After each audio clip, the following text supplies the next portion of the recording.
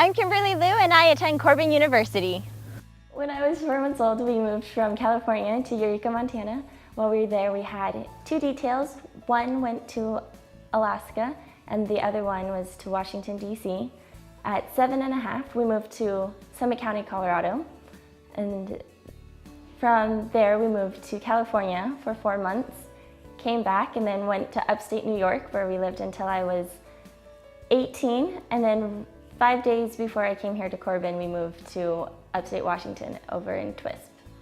One night when I was 5 years old, my family, well, my sister especially, said that I needed to accept Jesus into my heart. And so I mostly knew what that meant. And so I decided to pray and accept Christ into my life. And after that night, I got such a good response from my family that I did it again the next night. And they were excited for me then too. And so I did it for a while, a bunch of nights in a row, until I stopped getting a good response. I want to work in a public school because there are so many more needs. In a sense, I feel like there are kids who just come from really messed up homes, and so there's such a neat opportunity to reach in there and to be the love of God to them. And something I'm working at but haven't quite figured out is how to bring God into a public school. That will be interesting.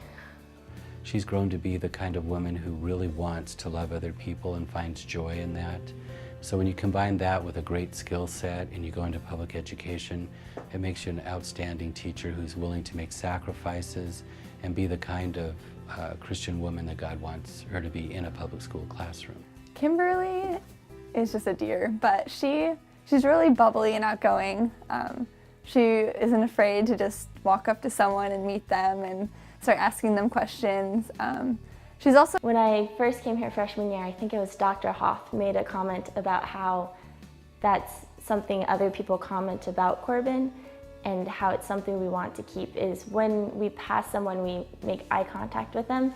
And it's, in a sense, it's just recognizing that they're another human being instead of playing awkward and just being like, I don't see you. It makes life so much more enjoyable. Yeah, Kimberly's also a very giving person, and she thinks about what would really encourage another person. Even her freshman year, she would make little gifts for her faculty, and she started handing them out after grades were distributed, because obviously she didn't want her gift to influence the grade and that kind of thing, but she also wanted the teacher to know, this is something I really mean. I'm not just trying to get a better grade. She's also not afraid to just be herself and do something crazy. So that encourages, I think, all the craziness out of all of us, which is really fun.